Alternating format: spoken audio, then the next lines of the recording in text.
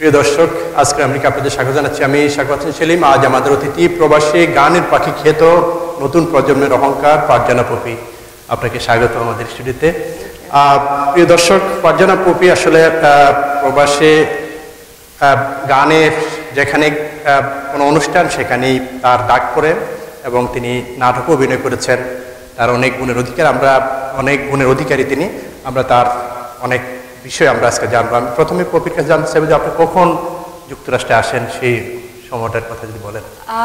আমার তখন বয়স সম্ভবত 12 বছর ছিল এবং আমার আব্বু আম্মু কিন্তু আগে থেকে এখানে ছিল। আমাকে আসলে নিয়ে আসতে পারেনি, এটার একটা কোটা ছিল, তখনকার ভিসার কোটা ছিল, ওটার কারণে আমি আসা হয়নি। কিন্তু আমার আব্বু আম্মু 1992 থেকে এখানে আছে, কিন্তু আমি আসতে আসতে হয়তো তখন 2002 ছিল আমি যখন আসি। তো অলমোস্ট 10 বছর পর অ্যাকচুয়ালি আব্বু আম্মুর সাথেও একটা দেখা হয় এখানে। সব কিছু মিলে অনেকটা ভালো একটা ফিলিংস ছিল। তো আমি আসি এবং আমি এখানে এসে জুনিয়র হাই স্কুল শুরু করি। অনেক ছোটই ছিলাম বলতে গেলে। আর এই তো সেখানে কিভাবে কার কাছে ছিলেন? বাংলাদেশের মা বাবা এখানে? আমার ফুপু ছিল। আমি অ্যাকচুয়ালি একদম ফার্স্ট স্টেজে যখন আমাকে 3 বছর থাকতে রেখে আসে তখন আমি ছিলাম নানুর সাথে। আর তারপর আমি যখন একটু স্কুলের ব্যাপারে একটু বেশি মনোযোগ দিতে হবে তখন আমার আব্বু আম্মু আবার আমার ফুপুর কাছে রেখে আসে। ওইখানে কোথায় পড়াশোনা করছিলেন? আমি ফার্স্ট কুমিল্লা সিটিতে ছিলাম, আমার ঠিক মনে নেই, ছোট ছিলাম তো। কিন্তু পরে আমি যখন ঢাকাতে মুভ করি, ওটা ছিলাম আমি যাত্রাবাড়ির পাশে শরীরাকড়া। সেখানে কতটুকু পড়াশোনা করে? আমি 6 গ্রেড পর্যন্ত পড়েছিলাম। এখানে 7 গ্রেডে এখানে এসে 7 গ্রেড শুরু করি। এখানে পড়াশোনা যখন করছেন বাংলাদেশ থেকে আসার পরে, তখন কেমন পড়াশোনার যে বাংলাদেশের পড়াশোনা এখানকার পড়াশোনা তখন কি মনে হয়েছে? আমি অ্যাকচুয়ালি ওখানেও যেখানে পড়াশোনা করেছি ইংলিশ রিলেটেডই ছিল, সো খুব বেশি প্রবলেম হয়েছে বলবো না। প্লাস আমার বড় বোন ফারজানা পাপড়ি তখন আমার পাশে ছিল, সবসময় তিনি এখানেই ছিলেন? জি। আমি এসে আমার বোনের সাথে 3 বছর অ্যাকচুয়ালি একসাথে ছিলাম। তারপর তো বোনের বিয়ে হয়ে যায়। তো আমার যে ফার্স্ট স্টেজটা আসার পরে আমার বোনের হেল্প ছিল অনেক বেশি, আমার গান থেকে শুরু করে আমার পড়াশোনা সবকিছু ব্যাপারে। কিন্তু বাংলাদেশের পরিবেশ, এখানকার পরিবেশ, বাংলাদেশের স্কুল, এখানকার স্কুল কেমন সেটা মানে আবহাওয়া এবং এনভায়রনমেন্ট সবকিছু মিলে অনেক ডিফারেন্ট ছিল। কিন্তু ওই যে আব্বু আম্মুকে এত বছর পর পাওয়া, সেটার আনন্দে আসলে সবকিছু ভুলে গিয়েছিলাম আর কি। তারপরও বলবো যে পড়াশোনার ব্যাপারে অনেক হেল্প ছিল আমার। কিন্তু এনভায়রনমেন্ট যেটা আমি আশেপাশে মানুষকে দেখে অনেক একটু ডিফারেন্ট লাগতো। বাংলাদেশের মানুষরা আছে না যে একটু বাংলায় কথা বলা, প্লাস মানুষ খুব হেল্পফুলও হয়। এখানে তো একটু টাফ ছিল, বাট আমি অনেক ভুলেও গেছি, অনেক আগের কথা মনে হয় যেন। স্কুলে যখন প্রথম গেলেন, এখানে স্কুলে আসার পরে স্কুলে যে যারা সহপাঠী ছিল এবং স্কুলের পরিবেশ, তখন কিছু মনে পড়ে তখনকার সময়টা? একদমই না। আর এই যে পড়াশোনার পাশাপাশি বাংলাদেশের পড়াশোনা একরকম, এখানকার পড়াশোনা অবশ্যই ভিন্ন রকম। এখন ইংলিশ মিডিয়াম, সবকিছু ইংলিশ। সেখানে আপনি আবার গানের জগতে কিভাবে আসলেন সেই বিষয়টা? আমি কিন্তু আসার পরের বছর থেকে আমার মনে পড়ে আমার আব্বু আমাকে গানের স্কুলে ভর্তি করে। বাংলাদেশে থাকতে আমি কিন্তু গান শিখিনি, এখানেই প্রথম। হ্যাঁ, এখানেই প্রথম। তো এখানে আসা এবং আমাকে গানে ভর্তি করার কারণটা আমাকে বলেছে যে তুমি যাতে বাংলাটা না ভুলে যাও, সেই জন্য বাংলা কালচার, প্লাস আমার বোনও তখন অনেক ভালো শিল্পী, তখন অলরেডি ফারজানা পাপড়ি বলতে সবাই চিনতো, অনেক ভালো শিল্পী ছিল এখানে। তখন বললো যে ঠিক আছে, তোমার বোনের স্টেপ ধরেই তুমি শুরু করো, তোমার বোন তো আছেই হাতে খড়ি দেওয়ার মতো। সেই থেকে আসলে আমাদের শুরু। প্লাস আমাদের বাসায় কিন্তু সবসময় বাংলা নিউজ পেপার থাকতো, যাতে আমরা আবার বাংলা লেখাটা যাতে আমাদের সবসময় আয়ত্তে থাকে। তো সেই জন্য আমরা এখন পর্যন্ত আমি আমার আম্মুর কাছে দুজনের কাছে অনেক গ্রেটফুল যে আমরা আসলে বাংলা কালচারটা যতটুকুই পাই চেষ্টা করছি ধরে রাখার, আমি এবং আমার বন্ধু জানি। ওইটার কারণে এবং গানটাও ওই কারণেই আমাদের আসলে গানে ফার্স্ট ভর্তি করানো হয়েছিল আমার আব্বু। কোথায় গান শেখা ছাড়া আর কোথায় কোথায় গান শিখেছেন? আমি আপু ছাড়াও আমি হাতে করে নিয়েছিলাম এখানের সুর ছন্দের যে অধ্যাপক এমদাদুল হক স্যার, ওনার কাছে। আর আমার গানের যে আমি যে রবীন্দ্রসঙ্গীতটা আসলে আমার করা উচিত, একটা দিক যে ধরিয়ে দেওয়া, এটা দেওয়া হয়েছিল আসলে আমার বোনের তখন রেকর্ডিং হচ্ছিল মিডি মিউজিক নাদিম আহমেদের। তখন আমি ওনার সাথে যাই, আমার বোনের সাথে যাই, এবং এমনি যে জোক হিসেবে হয়তো কথা বলছিলাম, আড্ডা দিচ্ছিলাম। আমাকে বললো যে তুমিও একটু দেখি তোমার গলা কেমন। তো আমি যখন গান করলাম তখন নাদিম আহমেদ স্যার উনি আমাকে বলেছিল যে তোমার মনে হয় সব ধরনের গান করো, বাট তোমার মনে হয় রবীন্দ্রসঙ্গীতটা বেছে নেওয়া উচিত। তখন থেকে রবীন্দ্রর উপরেই বেশি জোর দেন। আমরা তো সব গানই দেখি। আসলে আমি আসলে সেভাবে রবীন্দ্রসঙ্গীত টিচার পাইনি। এমদাদ স্যার হলো নজরুলগীতিতে অনেক মানে এক্সপার্ট পারসন। সো ওনার নজরুলগীতির টিচারের কাছে শিখে তো আসলে রবীন্দ্রসঙ্গীত ওইভাবে ইয়ে করা যায় না।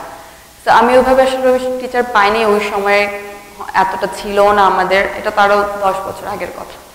এখন হয়তো অনেকে এসেছে, আমি ঠিক বলতে পারবো না, কারণ লাস্ট 2 ইয়ার্স ধরে আমার একটু মিউজিক ক্যারিয়ার গ্যাপ যাচ্ছে। সেটা রিজনও জানি, আমার বেবি হয়েছে সেই জন্য। কিন্তু ঠিক তখনকার টাইমে আমার যে একটা ভালো টিচার দরকার ছিল, আমার মানে গানটাকে রবীন্দ্রসঙ্গীতটাকে আয়ত্তে আনা, সেটা আমার সম্ভব হয়ে ওঠেনি।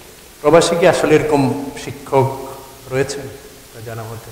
এই জিনিসটাতে আমরা এখন অনেক ল্যাক করছি, কারণ বাংলাদেশে যেভাবে ওরা সিঙ্গাররা যেভাবে অপরচুনিটি পাচ্ছে, আমাদের তো এখানে একদমই বলতে গেলে কম্পেয়ার করলে নেই। তারপরও আমাদের নিজের ইচ্ছা থেকে যতটুকু করছি, সে মানে ততটুকু দিয়ে আমরা চাচ্ছি, এবং আমার মনে হয় আমরা অনেক এগিয়ে গেছি অলরেডি। কিন্তু দেখেন বাংলাদেশের শিল্পী অনেকখানি আশা কমে গেছে, তাই না? লাস্ট 10 ইয়ার্স আগে, 10 বছর আগে তো তাও দেখা যেত প্রত্যেক প্রোগ্রাম হলেই বাংলাদেশ থেকে শিল্পী আনা হচ্ছে। এখন কিন্তু অলমোস্ট একদম বেশি বড় কোনো প্রোগ্রাম না হলে আর আনা লাগছে না। আর ক্লোজ আপ যে ওদের তো আর আনাই লাগছে না দেখা যাচ্ছে, কারণ এখানেই কম্পিটিশন শুরু হয়ে যাচ্ছে। যে স্টার সার্চ বলুন, অনেক প্রোগ্রাম এখন শুরু হচ্ছে। আপনি যখন গানটা শুরু করলেন বিভিন্ন অনুষ্ঠানে, কখন থেকে শুরুটা?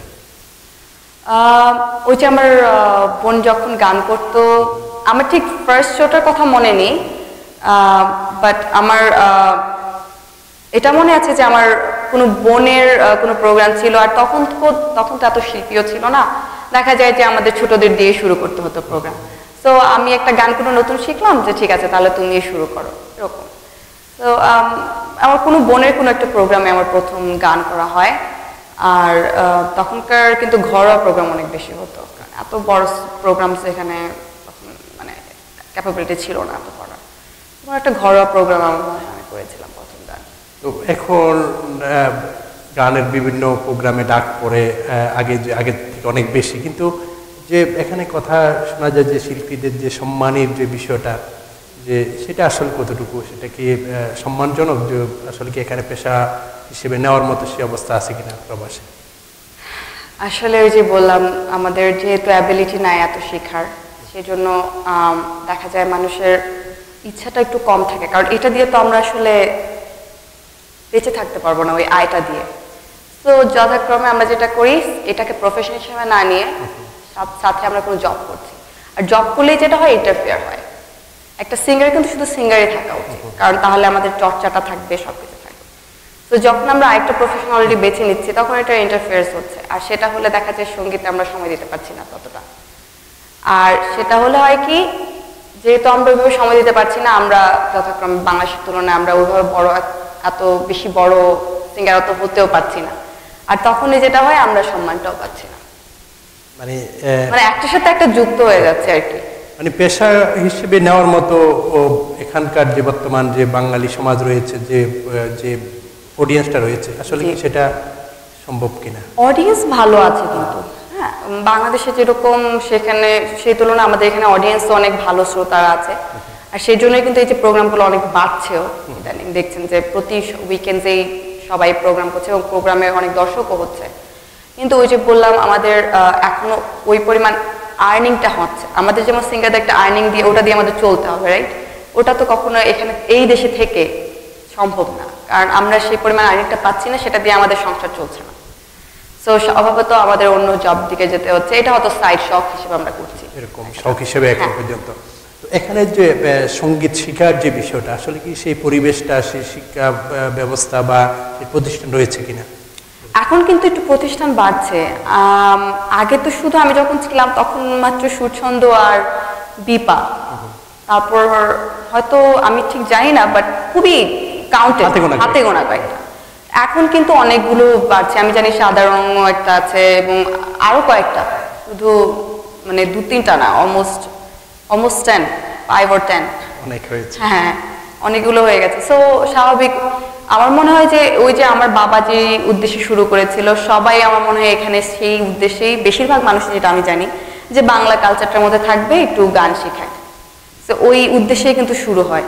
হতে হতে এখন হয় কি, অনেকেই চিন্তা করে যে না, তাহলে আমার বাচ্চাও কেন দিব না, এরকম করতে করতে এখন অনেক অনেক বেশি মানে কালচারাল হয়ে যাচ্ছে, অনেক কালচারাল মাইন্ডেড পিপল আসছে। কিন্তু এখানে কি আসলে সঙ্গীত শিক্ষা দেওয়ার মতো সেই শিক্ষক ব্যবস্থা কি রয়েছে পর্যাপ্ত পরিমাণে?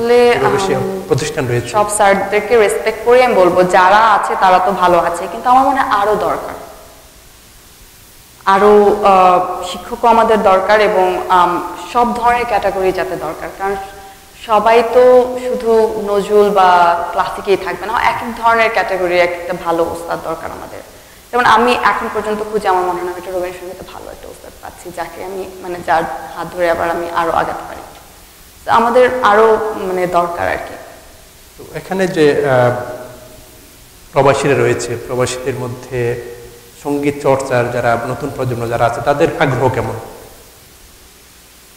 তাদের কিন্তু আগ্রহ আছে বলেই এখন ওই যে নতুন প্রজন্মের এত দর্শক দেখবেন, এবং ইভেন স্টেজে গেলেও অনেক পারফর্মার দেখা যায় ইয়াং। তো ওদের কিন্তু আগ্রহ আছে বলেই এত মানে বাংলাদেশি প্রোগ্রামগুলোতে এতগুলো ইয়াং মানুষ, মানে ইয়াং স্টারসরা এখন যোগ দিচ্ছে। এখানে যখন বিভিন্ন অনুষ্ঠানে যাওয়ার পর এমন কোনো প্রতিবন্ধকতা মনে হয় কিনা যে এখানে এইভাবে আরো পরিবেশ বা সার্বিক বিষয়ে কি মনে হয়? সরি, বুঝি মানে প্রতিবন্ধকতা বলতে যে এখানে কোনো সমস্যা রয়েছে কিনা, যে এখানে কোনো গান গাইতে গিয়ে বা যে আরো ভালো করার জন্য বা যে বিষয়টা, এরকম কোনো কিছু মনে হয় কিনা? না, টুকিটাকি সমস্যা তো আসলে সব জায়গায় থাকে, এখানে যেমন থাকবে বাংলাদেশের যে কোনো প্রবলেম থাকবে, কিন্তু আমি নিজে পার্সোনালি কোনো ফেস করতে হয়নি, আমি বলবো না তেমন কোনো সমস্যায় পড়িনি। তো এখানে যে বিভিন্ন সংগঠনগুলো রয়েছে, তারা যে প্রোগ্রামগুলো করে, প্রোগ্রামে তাদের যে আয়োজন, এই আয়োজনটা কেমন মনে হয়? যে এখানে এটা কি পর্যাপ্ত, যে সঙ্গীতের জন্য যে সময়টা দেওয়া হয় বা প্রোগ্রাম রাখার জন্য যে পরিমাণ তাদের সময় দেওয়ার কথা, যে একটা অনুষ্ঠানে এই পরিমাণ সঙ্গীতের জন্য বা এরকম কালচারাল প্রোগ্রাম থাকা দরকার, আলোচনা, তাদের বিভিন্ন অনুষ্ঠান থাকে, বিভিন্ন আলোচনা, বক্তব্য ইত্যাদি থাকে। তো সেই জায়গার মধ্যে সঙ্গীতের জন্য বা গানের জন্য, সাংস্কৃতিক অনুষ্ঠানের জন্য যে সময়টা দেওয়া হয়, সেটা কি মনে হয়? সেটা কি যথেষ্ট? আমার তো মনে হয় আমাদের পক্ষ থেকে যথেষ্ট দেওয়া হয়, কারণ আমরা সবাই এখানে বিজি, এবং সেটা আমরা কিন্তু সেই সময়টা নিয়ে এই যে রিহার্সাল করছি একটা প্রোগ্রামের আগে, এতগুলো সময় আমরা এফোর্টটা দিচ্ছি, এটা তো অনেক বড় একটা পাওয়া। হয়তো আমরা সেই মানে বাংলাদেশের মতো এত সেই লেভেল, সেই পর্যায়ে একটা প্রোগ্রাম করতে পারি না, কিন্তু আমাদের যে ব্যাক স্টেজে যে এফোর্টটা আমরা দিচ্ছি, সেটা কিন্তু আমাদের বাংলাদেশের ওই সব পারফরমেন্স থেকে অনেক বেশি। কারণ আমরা সারাদিন কাজ করে এসেও সেখানে এসে রিহার্সাল করে প্রোগ্রামটা কিভাবে আরো বেটার করা যায়, সেই জন্য আমরা সবসময় মানে কাজ করতে থাকি। তো আমার বলবো যে আমরা এখানে আরো বেশি দিচ্ছি। কিন্তু প্রায় একটা অভিযোগ শোনা যায় যে বিভিন্ন অনুষ্ঠানে এত বেশি বক্তব্য থাকে, বক্তব্য শেষ হওয়ার পর তারপর যখন অনুষ্ঠানটা খাওয়ার সময় হয়, তখন শিল্পীদেরকে গান গাইতে দেওয়া হয়। আমি কিন্তু আমার নিজের সঙ্গীতের ব্যাপারে কথাটা বলছিলাম, এখন বক্তব্যের পার্টটা আসলে আমি কোনো কমেন্টস করতে পারবো না, কারণ এটার ব্যাপারে আসলে আমি নিজেও যখন গান করতাম আমি দেখতাম যে এই জিনিসটা আমাদের সবসময় ইন্টারফেয়ার করে, কিন্তু আসলে যতই বলি দেখা যায় যে কাজ হচ্ছে না, এই জন্য আমি আসলে বাদ দিয়ে দিয়েছি বলার। ওই ব্যাপারে আর কোনো কমেন্টস করবো না। ওরা তো আসলে সবাই তো টিভিতেও দেখছে, এবং আমি শিওর ওরা নিজেরাও জানে যে এটা আসলে আমাদের শিল্পীদের এনাফ রেসপেক্টটা দেওয়া হয় না। যখন এটা কন্টিনিউ করে আর আমাদের গানের টাইমটা একদমই কমে যায়, তখন এটা আসলে আমাদের শিল্পীদেরকে অসম্মান করা হয়। আর প্রথম মেলায় যে আয়োজনগুলো হয়, বিভিন্ন মেলা, বিভিন্ন বড় অনুষ্ঠান যেগুলো হয়, সেখানে কেমন, সেখানকার দর্শক বা সেখানকার পরিবেশটা কেমন? আমি মেলার ব্যাপারে একটা জিনিস খুব ইয়ে করি যে আসলে এতগুলো মেলা না করে আমি সবসময় বলি একটা অন্য কালচারগুলোতে দেখবেন যে সবসময় ওরা খুব কম করে কিন্তু এটা খুব বড় আয়োজন করে করে। এখন বিশেষ করে মেলার জিনিসটা এত হয়ে গেছে যে এখন দেখবেন মেলাতে দর্শকটাও আস্তে আস্তে কেমন যেন কমে আসে বেশি মেলা হওয়ার কারণে। বেশি মেলা হওয়ার কারণে, কারণ প্রত্যেক মেলাতে মানুষ যেতে চায় না, কিন্তু একটা মেলা হবে যেটাতে খুব বড় আকারে অনেক শিল্পী থাকবে এবং সারাদিন ব্যাপী সেখানে গান হবে। দেখা যায় এখন গান শুরু হতে হতে হয়ে যায় 4টা থেকে আপনার সময়টা 7টা পর্যন্ত, তাহলে তো মেলাটাতে তো আসলে আমরা যাই গান শুনতে সবকিছু একসাথে করতে। তো সারাদিন শেষে গান শুরু হয় 4টার দিকে, তারপর দেখা যায় 7টার মধ্যে শেষ মেলা। তো এটা খুব কম টাইমের জন্য হয়ে যায়, আর আমার মনে হয় এটা আমাদের দর্শকদের জন্য মানে পোষায় না জিনিসটা। তা আমার মতে মেলার ব্যাপারটা হওয়া উচিত একটা বড় আকারে এবং সবাই মিলে একটা যদি বড় করে করতে পারে। একটা না মানে আমাদের সামার থাকে কয় মাস, 3 months, রাইট? 3 মাসে যদি আমরা 3টা বা বেশি হলে 6টাই করলাম, কিন্তু সেই জায়গায় কিন্তু অনেক বেশি হয়। 6টার জায়গায় একদিনই থাকে, দেখা যায় বিভিন্ন জায়গায় বিভিন্ন মেলা, দর্শকের অনেক দর্শক এতে ভুগে যে কোনটাতে যাবো। আরেকটা বিষয় যে এখানকার যে আপনারা সঙ্গীত চর্চা করেন, এখানে যুক্তরাষ্ট্র থেকে যুক্তরাষ্ট্র অনেক সঙ্গীত সমৃদ্ধ, দুইটার মধ্যে তুলনা করেন তাহলে কি মনে হয়? আমি আসলে বাংলাদেশে তো কখনো প্রোগ্রাম করা হয়নি, এক্সেপ্ট ফর টিভি শোজ করেছিলাম কিছু, তো আমি আসলে সেইভাবে কম্পেয়ারটা করতে পারছি না। যদি করতাম তাহলে হয়তো বলতে পারতাম। এখানকার শিল্পীদের যে এখানকার শিল্পীরা যারা গায়, বিভিন্ন প্রোগ্রামে অনুষ্ঠান যায়, তাদের সাথে তুলনা করলে বাঙালি যারা এখানে সঙ্গীত শিল্পী যারা রয়েছেন সেখানে তাদের সাথে তুলনা করা হয়, সেটা যদি আমরা কোন পর্যায়ে আছি বাঙালি যারা এখানে শিল্পী রয়েছে?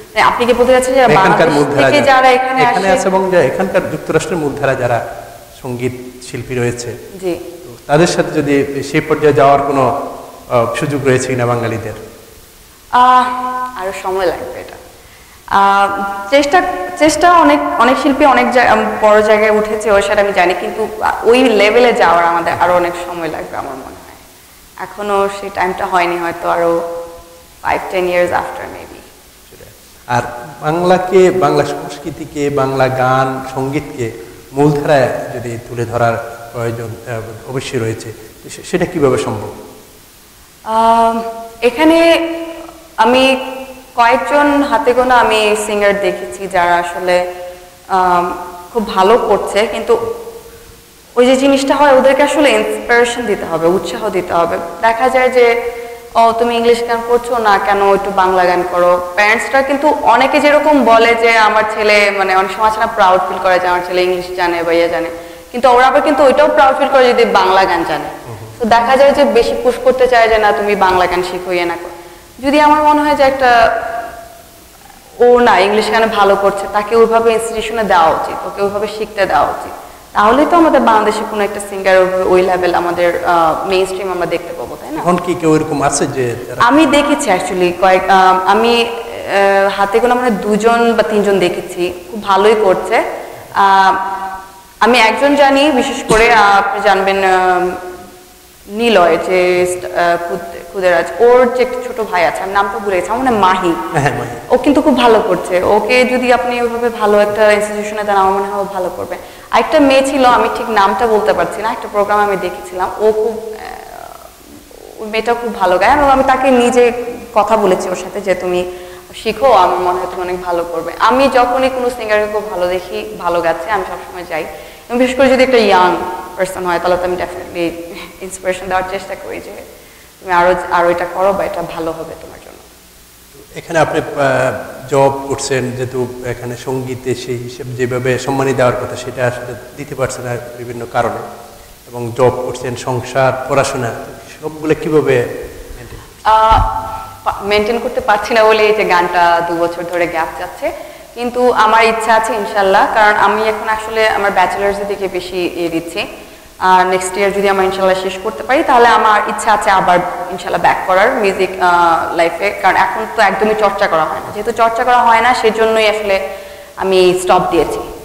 আমার কাছে এই জিনিসটা ভালো লাগে না যে আমি চর্চা করবো না কিন্তু ঠিকই গান গেয়ে যাবো, কারণ এটা আসলে আমি দর্শকদেরকে একটু দিচ্ছি, আমার কাছে মনে হয় মানে এনাফ দিচ্ছি না, আমার কাছে মনে হবে।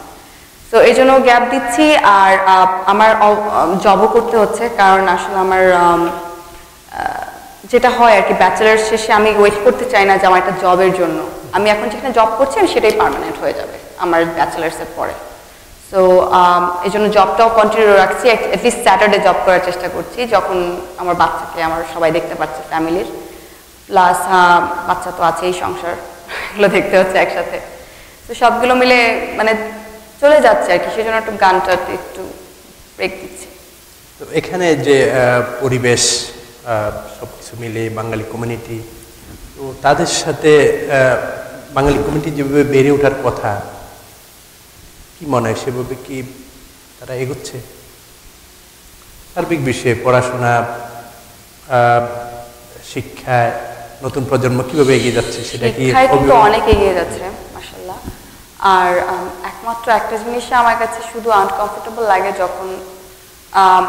যখন আমার ধরেন কলিগস বলেন বা আমি যে ডক্টরস অফিসে কাজ করি, ডক্টরই বলেন হঠাৎ করে যখন আমার কাছে এসে বলে যে তোমার বাংলাদেশে তো এটা হলো, এতগুলো মানুষ কেন মারা গেল, যখন আমার কাছে কৈফিয়ত চায় তখন আমি যখন দিতে পারি না। সো আমি বলবো যে পলিটিক্যালি এটাকে সবার আগে ঠিক হতে হবে।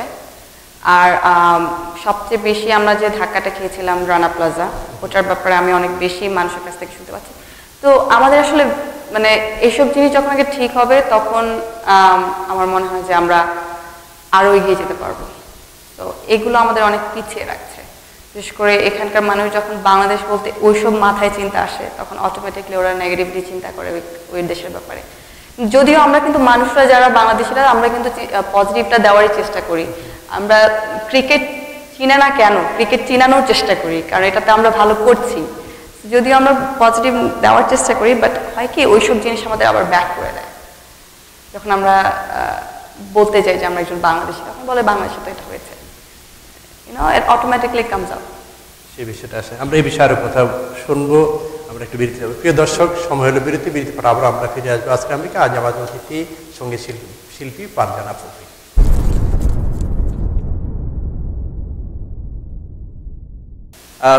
প্রিয় দর্শক, বিরতি পর আবার আমরা ফিরে আসলাম আজকে আমেরিকা। আজ আমাদের অতিথি প্রবাসের নতুন প্রজন্মের সঙ্গীত শিল্পী পারজানা পপি। আপনাকে আবারও স্বাগত। আমরা যে বিষয় নিয়ে কথা বলছিলাম, আপনি কথা বলছেন যে বিভিন্ন জায়গায় যে বাংলাদেশের বিভিন্ন প্রসঙ্গ যখন আসে তখন একটা বিব্রতকর অবস্থা পড়তে হয়। আসলে যখন আপনি কলেজে পড়ছেন তখন কি যারা সহপাঠী আছে তারা কি বাংলাদেশ নিয়ে আলোচনা করে যে বাংলাদেশ আসে? এখানকার স্টুডেন্টসরা তো ধরেন একটু ইয়াং মাইন্ডেড যারা, ওরা তো এতটা খুব বেশি খবর রাখে না, কিন্তু আমাদের যারা অ্যাকচুয়ালি ইন্টেলেকচুয়াল, আমি যেটা বললাম আমার ডক্টর বা আমার কোওয়ার্কার্স যারা একটু ম্যাচিওর, তারা দেখা যায় যে অবশ্যই বিভিন্ন দেশের খবর রাখে। তখন জানে যে বাংলাদেশি অবভিয়াসলি আমার কাছে এসে জিজ্ঞেস করবে যে এটা কী জন্য হলো, রানা প্লাজায় এটা হওয়ার পরে কেন ওর বিচার হলো না, মানে কিছু জিনিস আছে যে এসে আমার সাথে ডাইরেক্ট করবে। কিন্তু আমার উত্তর আমি যতটুকু দিয়ে করে রাখার মানে চেষ্টা করি, বাট হয় কি জিনিসটা এটা তো সত্যি কথা যে মানে যখনই হলো সাথে সাথে তার বিচার করা উচিত ছিল, তাই না? যখন একটু লেট হয়ে যায় এটা তো আসলে কোনো কিছু দিয়ে একটু বোঝানো যায় না যে এই জন্য হলো, বা তো এরকম অনেক সময় অনেক ইয়েতে পড়তে হয় সিচুয়েশনে। বাট হ্যাঁ, আমরা ওই যে পজিটিভ দেখারই চেষ্টা করি যে না, আমাদের এটা জাস্ট একটা পার্ট, সব দেশের একটা পজিটিভ থাকে নেগেটিভ থাকে, বুঝায় দেওয়া হয় আর কি। এখানে যারা নতুন প্রজন্ম যারা রয়েছে তারা বাংলাদেশকে আসলে কিভাবে জানে, কি মনে করে, বাংলাদেশকে কিভাবে তারা মূল্যায়ন করে, কি যদি বাংলাদেশকে তাদেরকে জিজ্ঞেস করে বাংলাদেশটা কেমন, তারা কি মনে করে? বাংলাদেশ, আমি নিজে ইয়াং মানে নিউ জেনারেশন হিসেবে বা আমার আশেপাশের মানুষের ভিউতে যেটা দেখি যে অনেকেই কিন্তু অনেক খারাপ বলে, দেখা যায় যারা দেখেনি বা অনেকদিন পরে যাচ্ছে এরকম। কিন্তু কিছুদিন থাকার পর ওদের কাছে যদি আবার জিজ্ঞেস করা হয় যে কিরকম লাগলো বাংলাদেশ, ওরা কিন্তু পুরো মানে শখ করে দিয়ে বলবে যে অনেক ভালো লেগেছে। কারণ আসলে আমাদের বাংলাদেশের মানুষরা এত আত্মীয় পরায়ণ এবং আপনাকে এত আপন করে নিবে যে এটা আসলে আপনাকে ভুলিয়ে দিবে। ইভেন যে আপনার কাদাতেও যদি হাঁটতে হয় সেটাকেও আপনার একটা আনন্দ মনে হবে। তো পরে আসার পরে দেখা যায় ওদের অ্যান্সারটা পুরোপুরি ভিন্ন থাকে, যে না যতই জ্যাম থাকুক বা গরম থাকুক সব কিছুর উপরেও আমার বাংলাদেশ খুব ভালো লেগেছে এবং আমি আবার যাব, এটা ভ্যাকেশন হিসেবে একটা অনেক ভালো ছিল যে আমি আবার যেতে ইচ্ছে হয়, এরকম ধরনের মন্তব্য থাকে। কিন্তু যাওয়ার আগে মানে যেতে চায়, খুব আগ্রহী, এরকম একটা কি আগ্রহ তৈরি হয় আসলে? এটা থাকে না, কিন্তু ওই যে আমরা বললাম নিউজ পেপারে কিন্তু আসে আমাদের একজন খুন হলো বা একজনের মানে বাড়ি পুড়িয়ে দিল বা এই ধরনের কিন্তু নিউজগুলো থাকে। হ্যাঁ, নেগেটিভ নিউজগুলো বেশি থাকে। ও টিভিতেও সেগুলো আসে। হ্যাঁ, তো ওগুলো দেখলে কিন্তু অটোমেটিক চিন্তা করে যে আমি গেলাম মানে আমাকে অ্যাটাক করা হবে, মানে ওই ধরনের একটা চিন্তা থাকে। ভীতি কাজ করে। হ্যাঁ, আর আপনি অলসো যদি আপনি একটু গ্যাপ দেন বাংলাদেশ বা ধরেন আপনি কখন দেখেন নাই, তখন তো অবভিয়াসলি আপনার নেগেটিভিটিটাই আগে থাকবে যে এরকমই মনে হয় বাংলাদেশ। তো আমি যেমন ছোটবেলা থেকে এসেছি, আমার প্রথম থেকে আমি জানি যে আমার বাংলাদেশ কত সুন্দর, আমি যাবো, আবার সমস্যা নেই। কিন্তু যারা দেখেনি, হ্যাঁ, বা ইভেন যারা 2-3 বছরে আসে, তাদের তো মনে নেই আসলে কি দেখেছিল বাংলাদেশ।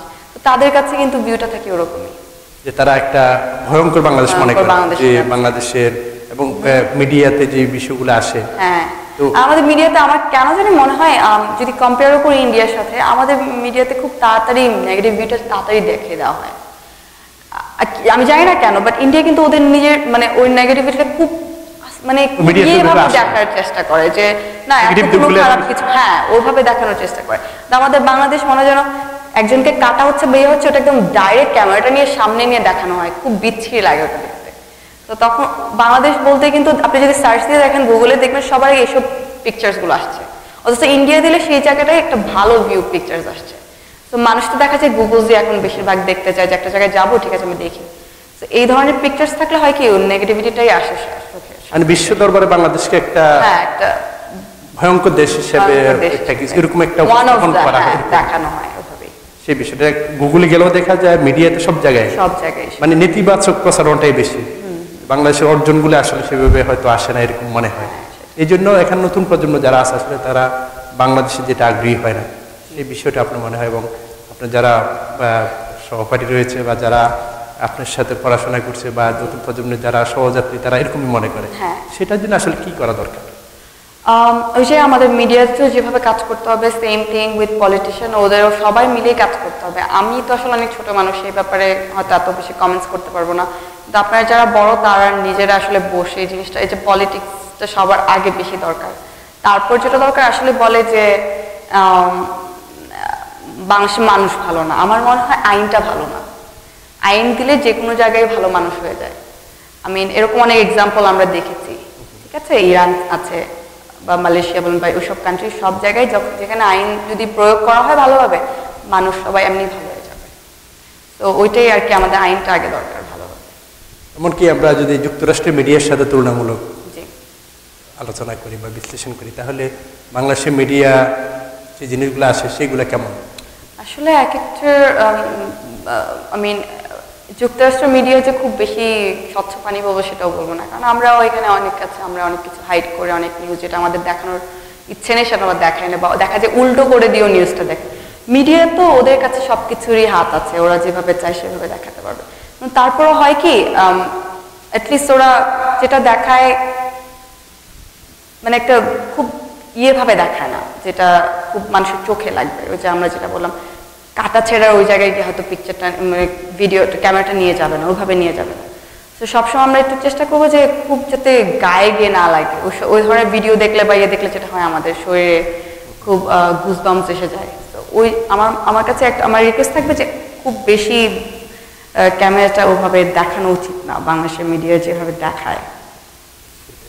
তো এখানে যারা নতুন প্রজন্ম রয়েছে, তাদের বাংলাদেশের জন্য তাদের কোনো একটা কিছু করার কেমন আগ্রহ দেখা যায় বা করার ইচ্ছা আসলে আছে কিনা?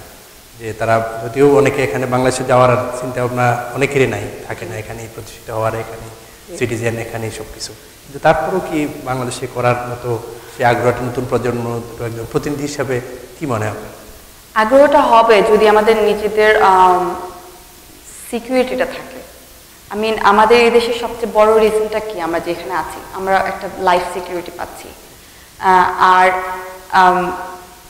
আর সবকিছু কিন্তু অলমোস্ট বাংলাদেশেও ভালো মানুষ লাইফ লিড করতে পারতেছে যদি আমাদের ওইভাবে এনাফ ইনকাম থাকে। শুধু একটাই আমার কাছে, নিজের কাছে যেটা মনে হয় যে ডিফারেন্সটা একটাই, আমার এখানে লাইফ সিকিউরিটি আছে, ওখানে আমার লাইফ সিকিউরিটি নেই। হ্যাঁ, ওখানে এখানে আমাদের আইন আছে, ওখানে আইনটা ভালোভাবে নেই। আমার যদি কোনো মামা না থাকে, পুলিশ অফিসার, দেখা যাবে যে আমার বাড়িটাও চলে যাচ্ছে, এরকম। তো যদি এখানকার জেনারেশন ওরা যদি বাংলাদেশে কিছু করতেও চায়, সবার আগে ওই জিনিসটা আমাদের থাকতে থাকতে হবে, তাহলে তো আরো আমরা বেশি ইন্টারেস্ট হব যে আমরা বাংলাদেশে গিয়ে ঠিক আছে কিছু করতে চাই, এখান থেকে ডিগ্রি নিলাম বাট কিছু ভালো কিছু করতে চাই ওখানে গিয়ে, বাংলাদেশের মানুষের জন্য বাংলাদেশে গিয়ে। কিন্তু ওরা যদি ভালোভাবে নাই থাকতে পারে তাহলে তো ওদের আসলে ইচ্ছেটা কম থাকবে যে ইউনো বাংলাদেশে গিয়ে যদি আবার কিছু হয় তার চেয়ে ভালো থাক এখানেই থাকি। আমরা আবার সঙ্গীত ফিরে আসি, অনেক বিষয় নিয়ে কথা হলো যে সঙ্গীত, একজন সঙ্গীত শিল্পী হওয়ার জন্য এখানকার যে পরিবেশ তার কিভাবে সাধনা করা দরকার, কিভাবে নিজকে তৈরি করা দরকার বলে মনে করেন? সঙ্গীতটা আসলে অনেক বড় একটা সাধনার ব্যাপার। আমার ছোট মুখে এটা বলে হবে না, কারণ আমি নিজেও খুব কম সাধনাই করি, কিন্তু আই এম প্রিটি শিওর যে অনেক একটা ভালো পর্যায়ে যেতে হলে, একটা ভালো কোয়ালিটি একটা সিঙ্গার হতে হলে অনেক বেশি সাধনার প্রয়োজন। আর সবারই আমার মনে হয় একটা সাইডও বেছে নেওয়া উচিত যে কে কোন সাইডটা আসলে ভালো করতে চায়। আমি আমার নিজের প্ল্যানটাই বলি সেই ইয়েতে যে আমারও ইচ্ছা আছে, যেহেতু আমার রবীন্দ্রসঙ্গীতে যাওয়ারই প্ল্যান আছে, ইভেন যখন আমি কন্টিনিউ করবো আমার মিউজিক, আমি ওই লাইনে থাকার ইচ্ছা। আমার ইচ্ছে যেমন শান্তিনিকেতনে গিয়ে হয়তো পুরো 1 বছর পারবো না, 2 বছর পারবো না, বাট জাস্ট কয়েক মাস থেকে একটু জাস্ট আমার যেখানে রবীন্দ্রনাথ ছিল, যেখানে রবীন্দ্রসঙ্গীতের আসলে শুরু, সেখানে একটু থেকে জাস্ট এনভায়রনমেন্টের সাথে একটু গালে লাগিয়ে আসা আর কি, আর একটু যতটুকুই পারি একটু হয়তো কিছু শিখে আসা ওখান থেকে। তো আমি এটাই বলবো যে যে যেটাই শিখবে তার একটা প্রপার টিচারও দরকার এবং সাধনা অনেক বেশি দরকার। সঙ্গীতটা আসলে কখন থেকে এই শিক্ষার যে কখন থেকে সে আসলে শুরু করবে যদি একজন সঙ্গীত শিল্পী হতে চায়? যত ছোট থেকে সম্ভব আমার মনে হয়। আমার মেয়েকে আমার গান শেখানোর খুব ইচ্ছে, সো আমি হয়তো যখন থেকে ও কথা বলা শিখবে তখন থেকেই, কারণ আমার জন্য অনেক লেট হয়ে গেছিল। আমি তো অলমোস্ট 12 ইয়ার্স যখন, তখন আমি গান শিখাই ধরি, মানে হারমোনিয়াম ধরা আবার গান শেখা শুরু করি। তো আপনি যদি ছোট থেকে ধরেন ওইটা আপনার আয়ত্তে চলে আসবে, তাল বলেন, লয় বলেন, সব কিছু। তো তখন হয় কি, যখন আমার গান শেখা শুরু, ঠিক সেই বয়সে অলরেডি সে গান পিক আপ করে তার পারফরমেন্স কীভাবে করবে সেটা চিন্তা করবে, মানে অনেক বেশি আগে, মানে এগিয়ে থাকবে আর কি। একজন শিল্পীর কোন বিষয়টা সবচেয়ে বেশি ইম্পর্টেন্ট? তার গলা, তার কণ্ঠ, তার উচ্চারণ, এই বিষয়গুলো যদি। উচ্চারণটা অনেক বেশি জরুরি, এটা খুব কানে লাগে। আমি একটা সিঙ্গার হতে হলেও তার গলা তো অবশ্যই থাকতে হবে, এটা তো ম্যান্ডেটরি একদম। প্লাস আপনার লয় না থাকলে, তাল না থাকলে, এগুলো থাকলে তো কোনো সিঙ্গার মানে এটা হওয়া সম্ভব না। কিন্তু উচ্চারণটা অনেক সিঙ্গারের অনেক মানে মিসিং আছে, তো আমার মনে হয় এটার ব্যাপারে খুব মনোযোগী হওয়া উচিত। আর আঞ্চলিক গানের ক্ষেত্রে কোন বিষয়টা? হ্যাঁ, সেম থিং। যখন আপনি আঞ্চলিক গান করবেন তখন আমার মনে হয় আঞ্চলিক ওই কথাগুলো আয়ত্তে আনা উচিত, যে ওরা কিভাবে কথা বলে ঠিক ওইভাবে করে উচ্চারণ করে গানগুলো করা উচিত। আর রবীন্দ্রনাথকে কতটুকু জানতে হয় রবীন্দ্রসঙ্গীত শিখতে হলে, সেই বিষয়টা কি মনে করেন? সেটা জানার জন্যই আমি যেতে চাচ্ছি। রবীন্দ্রনাথ তো আসলে এত বড় একটা মানুষ, মানে কি বলবো, মহামানব। তো ওনাকে জানতে হলে একমাত্র আমার মনে হয় ওখানে না গেলে আর আমাদের জানা সম্ভব না, যদি আপনি স্পেসিফিক্যালি রবীন্দ্রনাথের কথা বলেন। সেভাবে প্রত্যেক লেখক এবং প্রত্যেক ধারার কথাই বললাম, লালন শাহ গান গেতে হলেও লালন শাহর ওখানে যাওয়া উচিত, এবং কাজী নজরুল বলেন সবার বেলায়। তো এটা আসলে শেখার কখনো শেষ হবে না আর কি। এটার ওনার এতগুলো গান আয়ত্তে আনা, এবং ওনার যেই মুহূর্তে গানগুলো লিখেছিল ওই মুহূর্তগুলো যদি আপনি নিজের মধ্যে আনতে পারেন তাহলে ওই গানটা আসলে পুরোপুরি সম্পূর্ণভাবে গাওয়া হবে। যে একটা গানের যে অর্থ, গানটা বুঝে এবং কোন মুহূর্তে আসলে লিখেছিল, এটা কি জন্য লিখেছিল, মেইন কারণগুলো যদি আপনি জানতে পারেন তখনই আসলে। এটা কি প্রত্যেকটা গানের ক্ষেত্রে? হ্যাঁ, প্রত্যেক গানের ক্ষেত্রে পিছনে কোনো না কোনো কাহিনী থাকে। আসলে কাহিনীগুলো যদি আমরা জানতে পারি তাহলে আসলে গানগুলো গাওয়াটা অনেকই হয়। আর গান আর যারা আবৃত্তি করে, জি, সেই দুইটার মধ্যে অনেকে এখন দেখি যে গানের মধ্যে আবৃত্তি করে, এই দুইটার মধ্যে আসলে কি সেটাও একটা সঙ্গীত? এটা ঠিক সঙ্গীত না, বাট এটা একটা আর্টিস্ট, মানে একটা আর্টিস্টিক জিনিস। যে এখন যে এই যে তবলা থাকছে এবং পাশে মিউজিক থাকছে, এটা কিন্তু শুনতে সুমধুর লাগে না আরো? শুধু একটা ভয়েস শোনাচ্ছে, আপনি যদি মিউজিক এবং সবকিছু একসাথে করে দেন। আমাদের গানের বেলায় তো সেই, আমরা একটা খালি গলা গাওয়ার চেয়ে আমরা তো সবাই মিউজিক দিয়ে এখন গান করি, দেখা যায় এটা একটু শুনতে সুমধুর লাগে।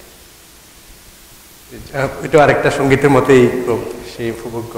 তো আমাদের প্রবাসে আবার ঘুরে যে আমরা বলি যে প্রবাসে যারা শিল্পী হতে চায় তাদের আসলে এটা কি যে প্রতিষ্ঠানগুলো রয়েছে, প্রতিষ্ঠানগুলো কি আসলে সেই চাহিদা মেটানোর মতো অবস্থা আছে আসলে? সেই আনুষঙ্গিক পরিবেশ, সেই প্রতিষ্ঠান সবকিছু মিলে যে কয়টা রয়েছে সেখানে কি করণীয় দরকার? যে কয়টা আছে সেটা তারা কিন্তু ভালোই করছে আমার যতটুকু মনে হয়। কারণ একটা প্রতিষ্ঠানে গেলে আপনি কিন্তু বিভিন্ন সাইড বেছে নিতে পারছেন। আমি আমার নিজের টিচারের কথা বলবো, একটা প্রতিষ্ঠানে গেলে ওনার গিটার শেখার ব্যবস্থা আছে, বাংলা শেখার ব্যবস্থা আছে, নাচ শেখার আছে, গান শেখার আছে, বাংলা শেখার যেটা বললাম। হ্যাঁ, তো এতগুলো অপশন থাকলে হয় কি আপনি কোন সাইডটা আসলে আপনার বাচ্চাকে দিবেন, বা আপনি যে সবগুলোই চান, বিভিন্ন টাইমিং আছে ফিক্স করা, আপনি ওই টাইমিং অনুযায়ী সেই ক্লাসটা করলেন। তো আমার কাছে মনে হয় যে এগুলো খুব ভালো, যে একটা জিনিসের চেয়ে এতগুলো জিনিস রাখাটাই একটা প্রতিষ্ঠানে ভালো, কারণ তাহলে আমাদের চুজ করার অপশন থাকছে। যখন একজন শিল্পী গান গায়, সঙ্গীত চর্চা করে, তখন তার যে যদি মানে এই পারিপার্শ্বিক জীবনের যে বিষয়, অনেক সংসারে জীবনে অনেক সুখ দুঃখের কাহিনী থেকে, তখন এই দুইটা কিভাবে যদি আপনি মূল্যায়ন করেন, যে তখন তার সঙ্গীতটা তাকে সেই ব্যথাগুলো কি ভুলে যেতে সাহায্য করে? ব্যথিত গানগুলো কিন্তু সবচেয়ে বেশি আমার কাছে মনে হয় মানুষের কাছে প্রিয় হয়, কারণ সবার মধ্যে আসলে বেদনা থাকে, আবার সুখটাও থাকে, কিন্তু সুখটা একটু থাকে কম সময়ের জন্য, বেদনাটাই থাকে। কারণ আমরা যখন একা থাকি তখন আমার মনে হয় বেশিরভাগ আমরা চিন্তা করি বেদনার কথাই। তো ওই বেদনার তো সব ফ্যামিলিতে বেদনা বা ইয়ে থাকবে। আর শিল্পী বলতে আমার কাছে মনে হয় যে ওরা আগে বেদনার কথাটাই চিন্তা করে, তাহলে গানের কণ্ঠের মানে ওটা আরো সুমধুর হয়ে আসে গানটা। তো আমাদের, হ্যাঁ, আপনি যেটা বললেন, আমার মনে হয় আপনি রিলেশন জানতে যাচ্ছিলেন, যে আমাদের শিল্পীদের বেদনা নিয়ে চিন্তা করে আমরা গানটা করি নাকি। হ্যাঁ, ওটা তো থাকি, ওটা আমরা আরো বেশি চিন্তা করি যাতে গানটা আরো ভালো হয়। একজন শিল্পী যদি তার সংসারে কোনো কারণে বিভিন্ন কারণে যদি সমস্যা থাকে, সে যখন সঙ্গীত চর্চা, এটা তার উপরে কি প্রভাব পড়ে সেই বিষয়টা? বুঝিনি, সরি। মানে সঙ্গীত, যখন একজন সঙ্গীত শিল্পীর তার যদি পারিবারিক জীবনে বা তার পারিপার্শ্বিক অবস্থায় যদি কোনো সমস্যা থাকে, সেটা সঙ্গীতের উপরে কি বেশি প্রভাব ফেলে? এখন আসলে ডিপেন্ডস অন পারসন, কারণ এক একজন আসলে ঠিক এক এক রকম। আমার কাছে মনে হয় আমি একটা জায়গায় ঢুকলাম, আমি পিছনে কি হলো আমি ভুলে গিয়ে আমি যখন একটা কাজে ঢুকলাম, এটা আমার সবসময়, আমি কাজ করি মোটামুটি ছোট থেকেই, তো এটা আমার এমপ্লয়ার থেকে শিখে আমি যে সবসময় মাথায় রাখি। আমি যখন কাজ করি আমার বাসায় কি হচ্ছে আমি ওগুলো মাথায় রাখি। তো আমি যখন গানে ঢুকবো, সেম থিং, আমি আসলে বাসায় কি হলো বা আমার এর আগে আমার বাবার সাথে কি হলো ওগুলো নিয়ে আমি চিন্তা করি না, তখন আমি পুরোপুরি আমার গানের ইয়াতেই থাকি। তো এটা আসলে এক একজন মানুষের উপর ডিপেন্ড করে যে আপনি, এবং আমার কাছে মনে হয় এইটা করলে আমার বেশি মানে শাইন করা যায়। আপনি যদি ওই চিন্তা নিয়ে এখানে একটা কাজ করেন, তাহলে এটাও হচ্ছে না ভালোভাবে, ওটাও হচ্ছে না। তো ওভাবে আসলে একটা মানুষের আগানো উচিত, যে পিছনে কি হলো চিন্তা বাদ দিয়ে সামনে কি হবে সেটা নিয়ে চিন্তা করা।